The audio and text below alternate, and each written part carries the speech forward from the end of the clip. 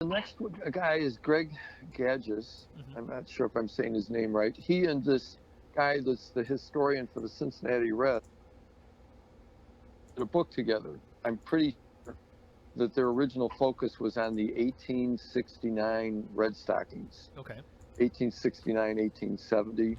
So he'll be telling stories about that time, and that's really appropriate because this was the what 150th. This past season, wasn't it? Yes, what Yeah. was it this year? 150th year of that Hmm. Of that club. time Yeah. when that club traveled across the country as a barnstorming team Hmm. and defeated every team they played, Yeah. including a team out in Sacramento where Matt Stone, one of our trustees, put together a special event to promote the trip of that club out to Sacramento. Yeah.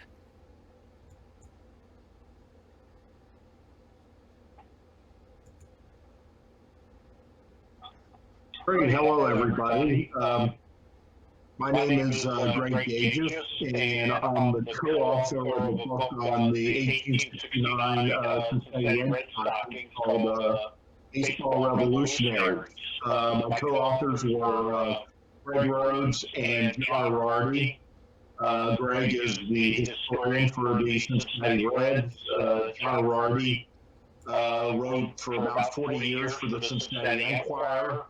Both of them have authored several books on baseball. This was my first, but I'm very excited about this opportunity to talk to you about the 1869 Red Stockings and their significance. And I want to thank Gary and Kelly for this opportunity. Um, One of the things we found out as we really dug into this story was it wasn't just a great baseball story, it was a story of business innovation, a story about the conflicts between management and labor, a story of civic pride that was growing, and the Red Stockings kind of played a part of that. But one other thing, though, is there were a lot of myths about this team. And some of them have been around for a long time. And if we go ahead and go with the first slide.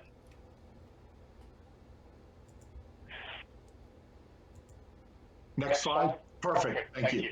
And if you ask somebody that really doesn't know as much as you guys do about early baseball, they would say the Red Stockings were the first professional team.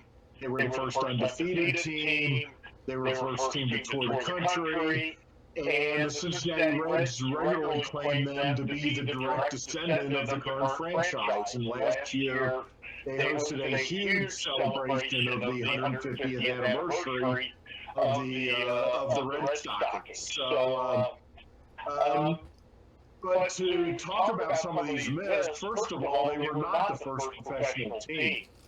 Players were being paid as early as 1860.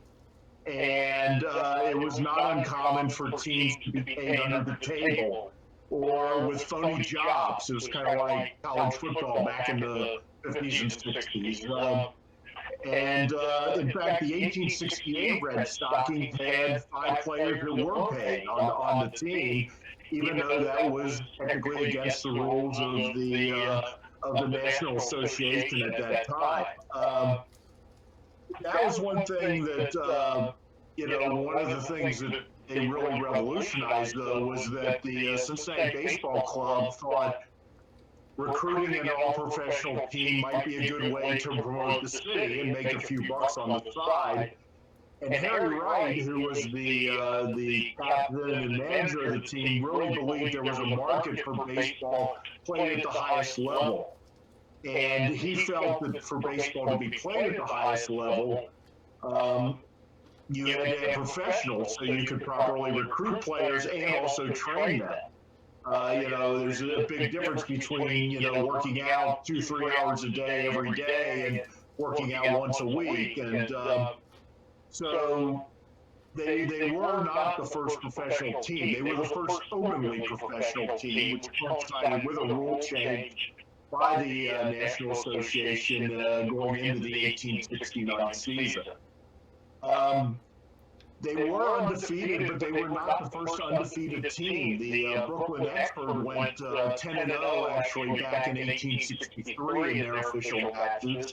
So they were the first undefeated team, but obviously 10-0 in the middle of the Civil War is not quite as impressive as it would have been with what the Red Stockings did, going 57-0 and beating every good team in the country. They were not the first team to tour. Several teams had toured what was known as the West back then, now the Midwest, but Cincinnati, Chicago. In fact, in 1867, the Washington Nationals made an extensive tour of the West, and one of the places they stopped was Cincinnati, and the Red Stockings, which had been undefeated in their local games, were beaten 53-10 by the Washington Nationals. So teams from the East had been touring in the West, and the 1868 Red Stockings did do a brief tour of the East, where they played most of the major teams in 1868. While they didn't win many of those games, they were pretty competitive. And of course, the biggest myth is that the Reds celebrated the 150th anniversary of the franchise last year. In fact, the Red Stockings folded after the 1870 season. They did not, and Cincinnati did not have a professional team until 1876. They were one of the original teams in the National League. They were thrown out in 1880 for selling beer at games and wanting to play on Sundays. So the team that is actually the direct descendant of the current Reds team began play in 1882 in the American Association. Next slide.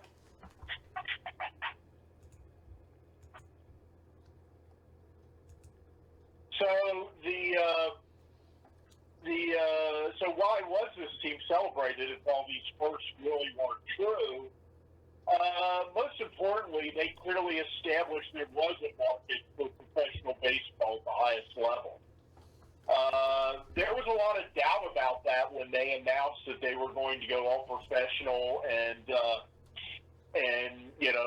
tour across the country, because a lot of people thought that the game was best played by amateurs.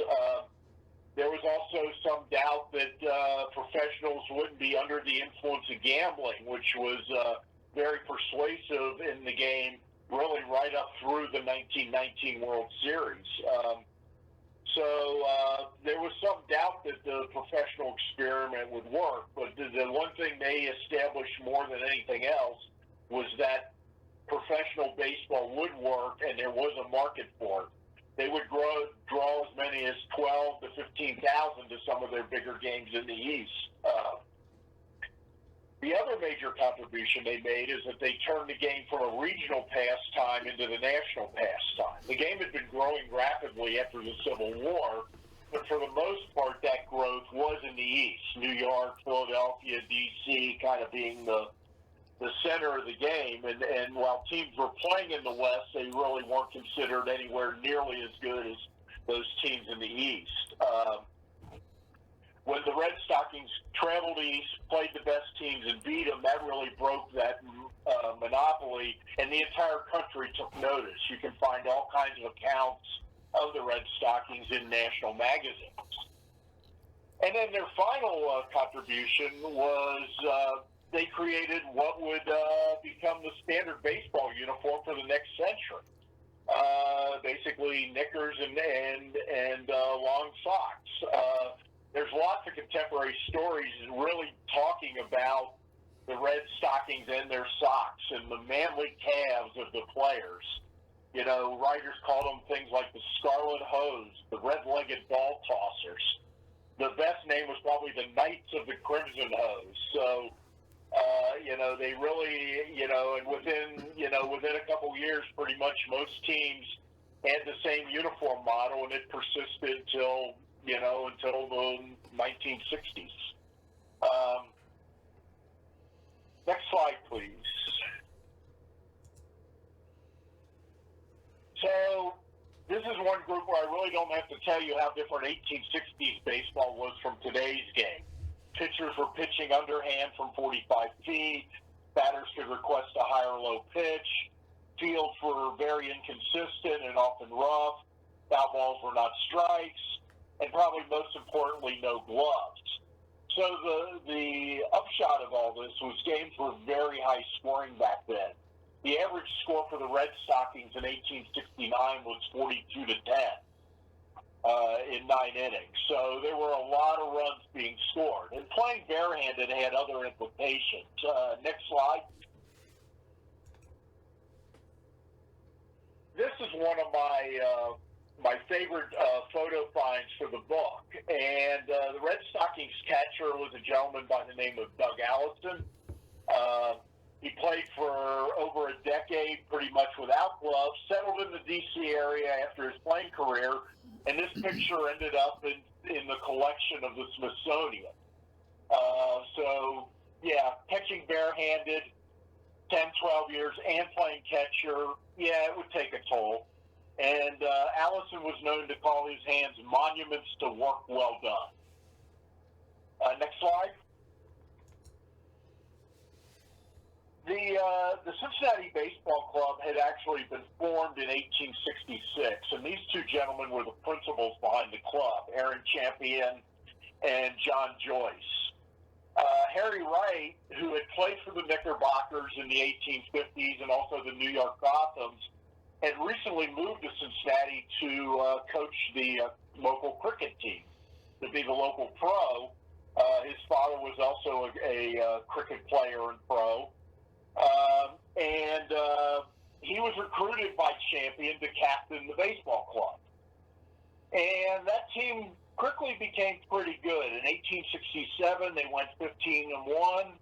That one loss, as I mentioned, came against the Washington Nationals. That team featured George Wright, who was Harry's younger brother at shortstop. And after the Nationals drubbed them 53-10, Champion and Wright realized that if they really wanted to compete with the best teams, they needed to go out and recruit some of the best players. Their 1868 team went 36-7, and were generally competitive. They were probably one of the top 6 or 8 teams in the country, but not on the level of the very, very best teams in the East. So they decided in 1869 to go all professional. And they spent a little over $9,000 on their payroll to assemble their new team. And Harry Wright just relentlessly drilled them, introducing them to his idea of how the game should be played, and which was very different from what everybody in the East was doing. And his focus was really on team defense. Next slide. So in June 1869, the team headed east for its real test, and they made this really long tour.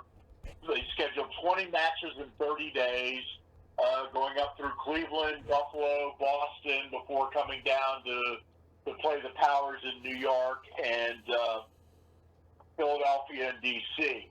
And in New York, in their first game, they played the Mutuals, who were, had long been one of the top teams in the country, and they beat them by this unusual score of 4-2. In an era when holding a team to 10 runs was kind of considered a defensive masterpiece, that game was hailed as the greatest game ever played. They followed it up with wins over the Brooklyn Athletics and the Eckfords, also 2 longtime powerhouses. Next slide. And then they went to... next slide. And then they went to Philadelphia, and the notable game there was against the Philadelphia Athletic. They beat them. They were really the 1868 champions. They were beaten 27-18. So at that point now, everybody knew this was really something different. And when you look at the old newspaper accounts, that's what people are focused on, that they play the game completely different from everybody else. Next slide.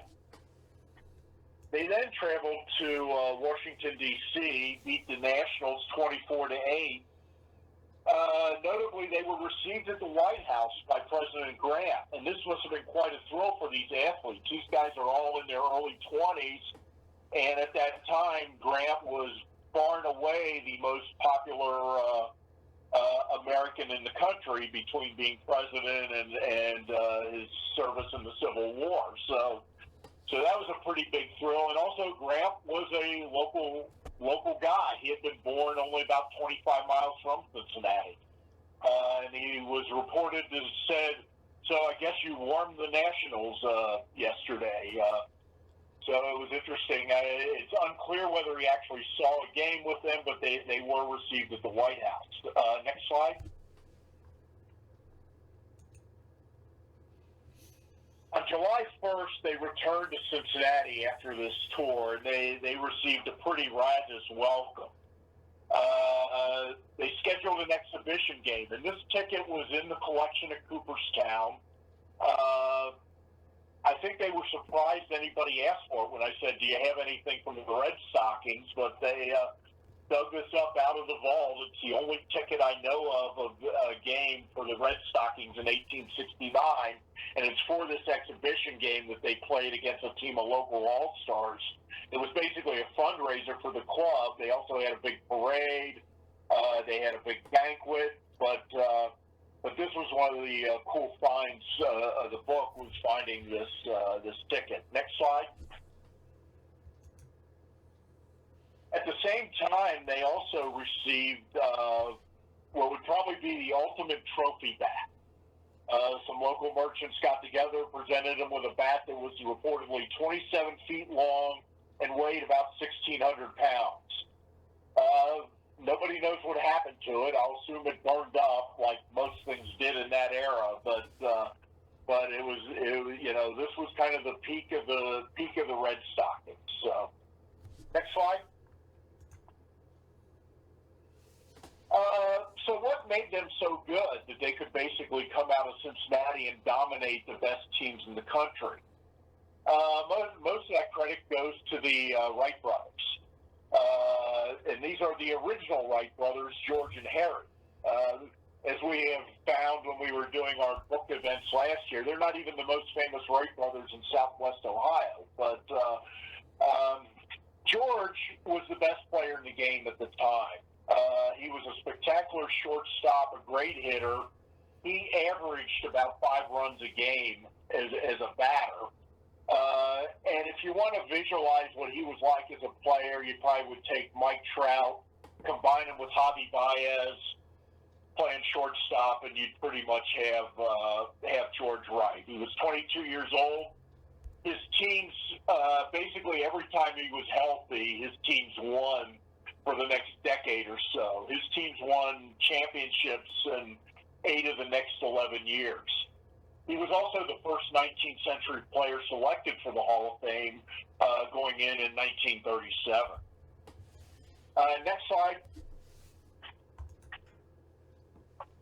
Harry Wright is really the other reason that the team dominates so much. His brother was George was an instinctual, great athlete. Harry was very, very analytical. And I have referred to him as the first sabermetric manager. And he basically spent his time in Cincinnati devising a better way to play the game. And the first thing he looked for was defense. Everybody else looked for hitters. He looked for defense. And he invented pretty much everything that we call baseball fundamentals, whether it's backing up fielders, backing up bases, relay throws, cutoffs, turning double plays. He invented all that, practiced it, drilled it on the team, and it was a huge advantage that first year if you're playing teams that don't know anything about baseball fundamentals. The other thing he did is he created a new model for managing a team. Captains basically filled out the lineup, and that was about it. He had a lot more control over the team on and off the field. The team had to take a temperance pledge. He paid attention to what they were eating. Again, he made them practice many, many times a week. So it was much more controlling than the previous model. And likewise, it was a model for managers that really continued for pretty much a century, whether it was bet checks or, trying to pay attention to what the players were doing off the field as much as what they were doing on the field. So He invented defensive shifting. There are accounts of the games in 1869 where they're shifting on different players. He invented relief pitching. The Reds pitcher, Asa Brainerd, had a reputation as throwing pretty fast for 45 feet and underhand. Wright threw the opposite. He threw change-ups and floaters, and he would frequently come in and pitch a couple innings just to give teams another look. And he was obsessed with growing the game. Part of the reason for the tour to San Francisco. He took teams to New Orleans. He later took teams to the United Kingdom for exhibitions. So he was obsessed with growing the game as much as creating a great team. Next slide. So in September of 1869, the Red Stockings got an offer to travel to San Francisco with all expenses paid and 50% of the game. The promoter, W.J. Hatton, had a new field called Recreation Grounds, and here's a picture that we found of this at the San Francisco Public Library. He was looking for some big names to draw crowds, and in 1869, there was no bigger name than the Red Stockings. And this required a trip on the Transcontinental Railroad, which had opened only 4 months earlier in May. It took about 11 days to get there. The games were not competitive. The average score was 55-5, but the next the next major league team to play on both coasts wouldn't happen until 1958 when the Dodgers and Giants moved out west. The Red Stockings finished the season with a 57-0 record. They were pretty much a break-even operation financially. They had incurred a lot of expenses in 1868, improving the field and starting to recruit players then. They folded after the 1870 season, which I hope to talk to you about next year's conference. But they did remain kind of legends in the memory of the city. They were very famous for a relatively short time. But next slide. So in one of the great coincidences, in 1919, the Reds made their first modern World Series, and that happened to be the 50th anniversary of the 1869 Red Stockings. George Wright and Cal McVeigh, who are the two people on the right in this car, attended the first 2 games in Cincinnati, and they would talk about the players and say things like, after the Reds catcher Ivy Wingo threw out a couple White Sox base stealers, he would say things like, well, I guess Doug Allison couldn't have done any better than that. Or, and George Wright was really impressed with how Ed Roush played the outfield. But that was, kind of exciting. And next slide.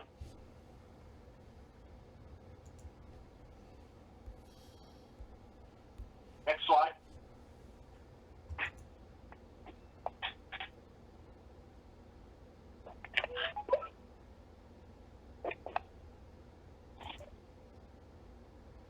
Sorry, so in the previous slide, I got ahead of myself there. In last year, the Reds actually dedicated a very impressive pavilion outside Great American Ballpark dedicated to the team, and the sculptures of the starting lineup and Aaron Champion are what goes around the top of that, it was a great tribute to a great team.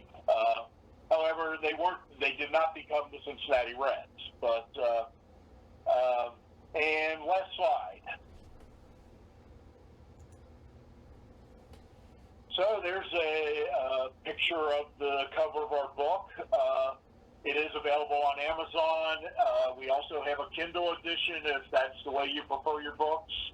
But with that, I will take any questions that you have.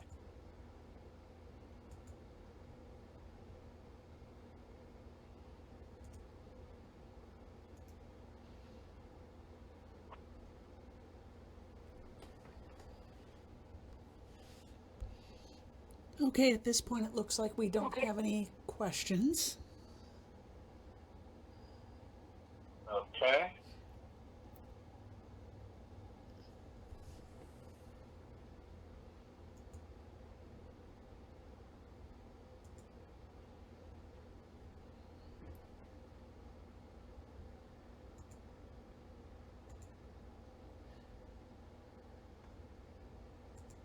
Well, thanks for the opportunity to present, and I hope to see you all in person next year.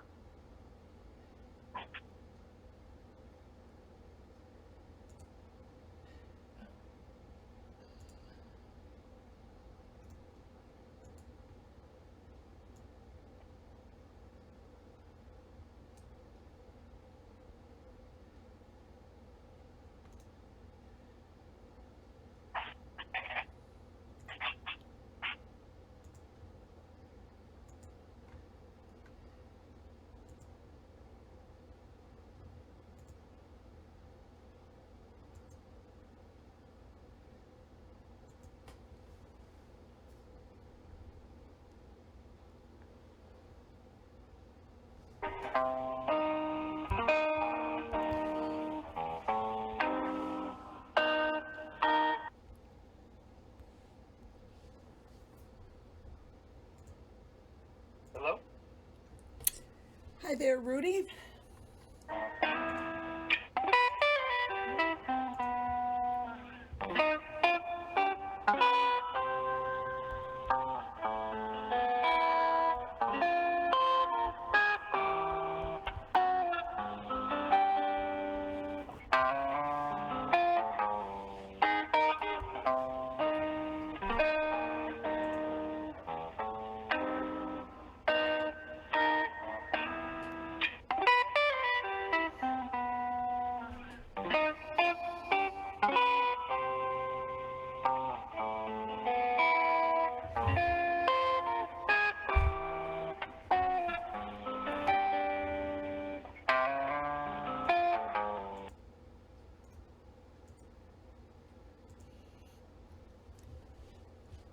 Hey there, Rudy.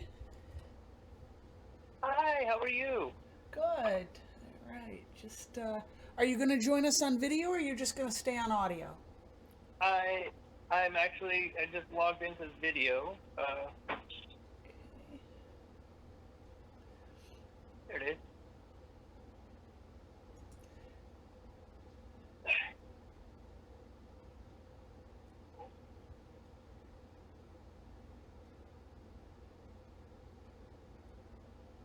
Is the larger screen what everyone is seeing?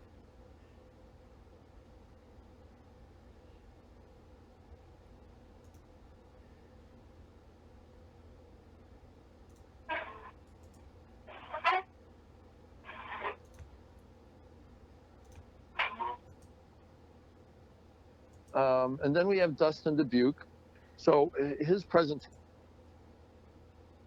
that you have between the museums and the ball teams, Mhm. and because his team is sponsored by the Historical Society.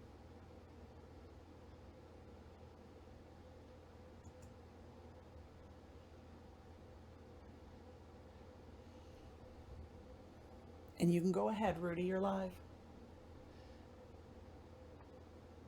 Good afternoon, everyone. Thank you for joining me this afternoon. I want to thank the VBBA for the opportunity to participate in this unique event.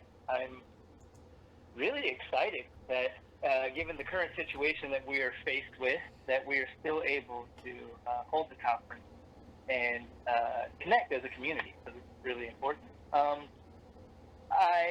Before we begin, I would first like to do a brief introduction of my history with vintage baseball.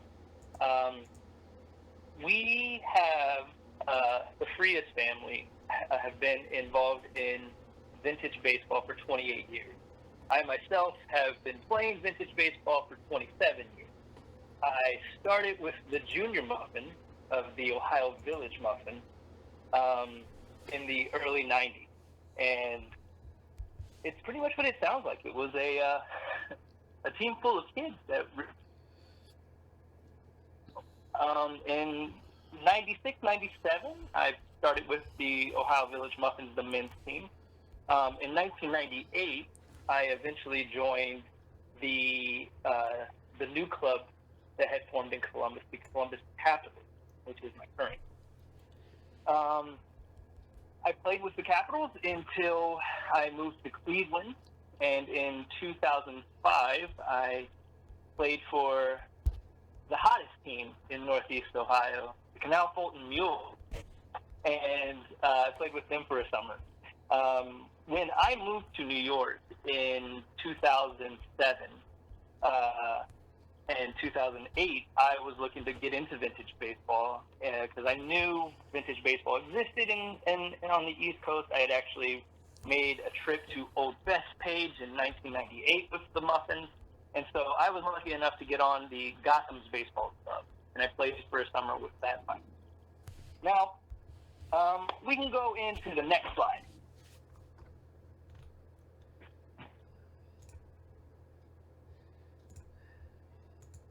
Now, before we get into how the podcast came about, you can see there are some pictures of my family's history with the club. Next slide.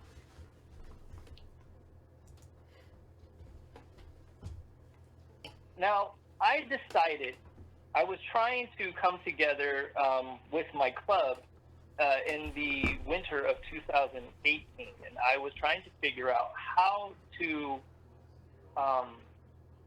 commemorate the 20th summer of vintage baseball for the Columbus Capitals. And, we wanted to do something special.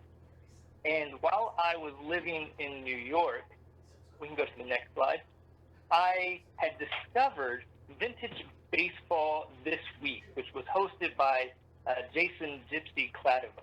And I was blown away by this. Coming from the Midwest where vintage baseball was a part of my summer every summer, and not exactly being able to participate in vintage baseball as frequently as I had in the past, I found this podcast of his to be like a breath of fresh air. It quenched that thirst that I had for vintage baseball.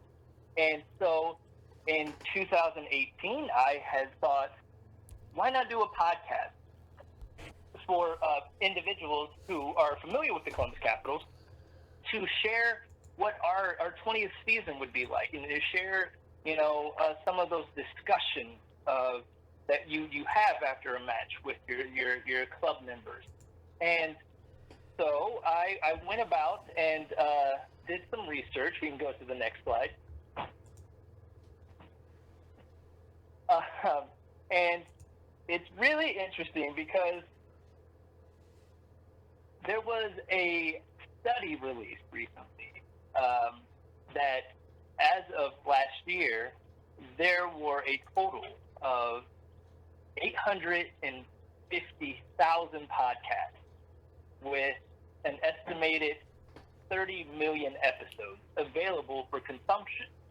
And I had no idea how to start this podcast. So I reached out to individuals within the community of vintage baseball. I wanted to, do this the right way, if that makes sense. I contacted first Alan Kidd Garcia of the Bay City Independent, and because I knew that he had, done some podcasting in the past, and he might be able to help, steer me in the direction of the type of equipment I would need. And trust me, everyone has a podcast now, so everyone has their specific equipment that they like, and their methods and their mixers, and there's a plethora of information out there and advice. So he really steered me in a direction from just a novice, not having no idea about audio or anything like that. Next slide, please. Now, the equipment that I started with, I wanted to make sure that it was cost effective. I didn't really want to dump a bunch of money in. You can tell by the quality. I didn't really. I wanted to be very user friendly. So in this slide, you can see the little mixer I have right there on the left is your very standard plug into the laptop mixer. It's great for just if you're the one talking. It's also good for if you have an interview or you're calling somebody on the phone or using some sort of video conferencing. The mixer, I believe, is a Behringer. I think that's how it's pronounced. And you can buy it on eBay. It's very simple. The microphones. Now, this is another thing where everybody has their own particular microphone and what they like. I started with like a $30 mic on Amazon. I believe it's up in the upper left-hand corner, the newer. And it came with a package of like an arm and a pop shield. It made me feel really super professional, even if it didn't sound the best. But it was such a good mic to get started with. I am now progressed as I, invested a little bit of money into the podcast, into the two mics at the bottom. Anybody that has done an in-person interview with me have seen this setup and seen these microphones. And I'm a big fan of the Yeti, the blue microphone Yeti there, because it works as a single, just for you to have a conversation, or there's also a feature on it that it does like a conference, so people can just sit around the table and have a conversation, which is essentially what we're capturing with every episode. Next slide, please. I also knew that I wanted to try and get different experiences for people out there in the vintage baseball community. Whether you're on a club or you're new to the whole community, I wanted to get everyone a chance to get a little insight to what goes on into a game. So on the left there, we have your basic lapel mic that you can buy for like $25 on Amazon, and it plugs right into your phone. And you don't need, if you're thinking about starting a podcast, if you want to be 851, I would, you can start on your phone. I think it's called Backpack Studio, which is the one on the left there. I mean, in the middle is an app that is compatible to iPhones, and you can just plug the mic right into your phone and have a conversation. They give you two mics. You can even have a guest. The sound quality is really great. You can edit it in that app. The one on the right is Anchor, and that's cross-platform, so that's Android and iPhone. And I believe that one is free. So there's a lot of options for people out there to get out there, and it's very simple and very easy. Next slide.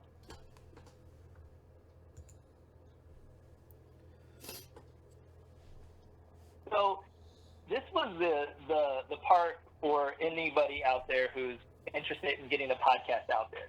This is the area that requires a little more research. So my episodes aren't live. If you've listened to a podcast episode, or you've been interviewed in an episode, you understand that there is editing involved.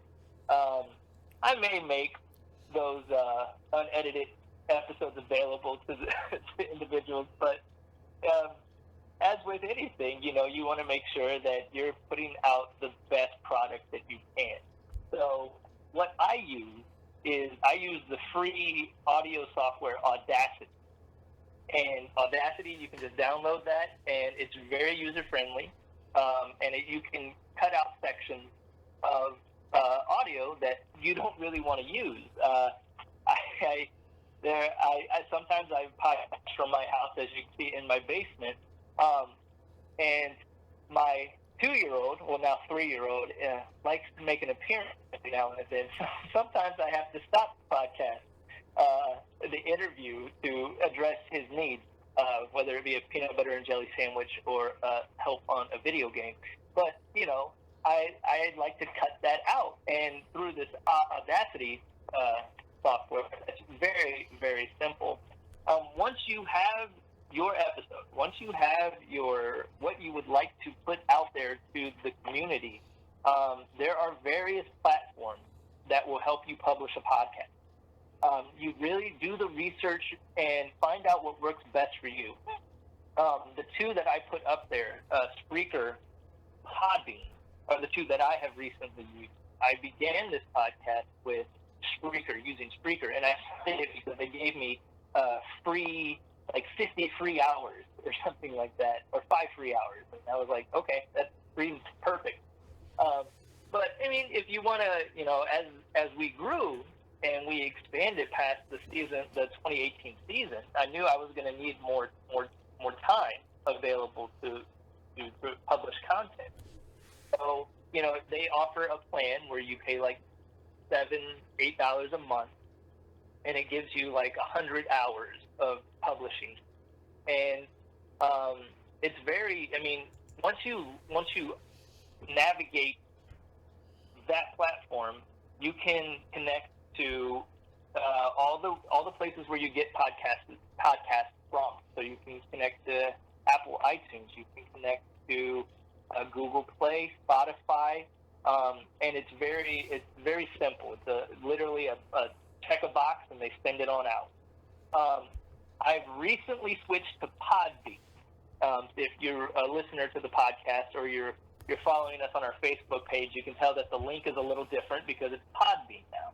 The reason I did that was that Podbean offered a little bit more statistical information on who's listening, when people were listening. Because as I did more research on this, you find out that it takes a little bit. You have to actually kind of plan when you release episodes. Otherwise, people aren't really going to get it, because if you don't want to release an episode at 11 o'clock at night or something like that on a Tuesday. No one's really going to pay attention because they're all asleep for the most part, unless you're on the West Coast. So Podbean is what I use right now, and I'm enjoying it. It's a good process. It's very user-friendly, again, but I encourage anybody who is considering this to do the research, and you can reach out to me and I can, try and steer you in the right direction. Next slide, please.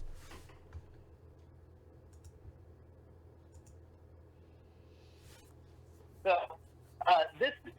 when I started the podcast, I decided that I believe in the very first episode, I say this is essentially like an oral history of a vintage club that has been involved in the community for 20 years.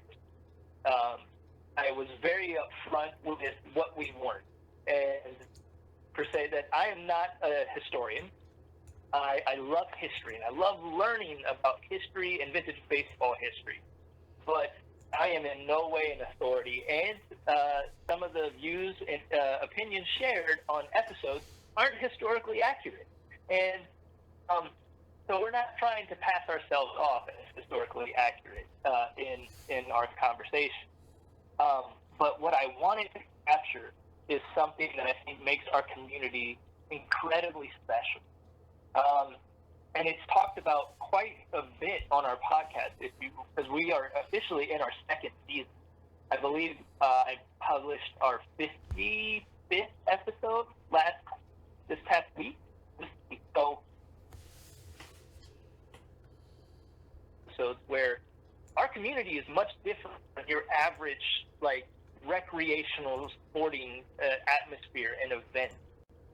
You're not going to find the time to sit down and have a drink or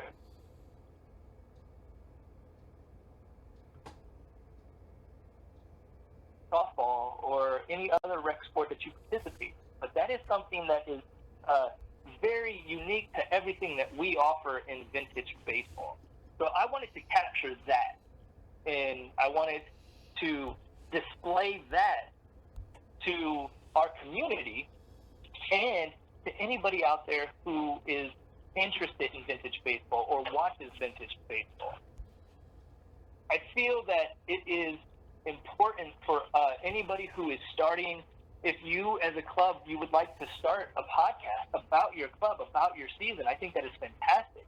It helps individuals across the country connect with you and learn more about your club.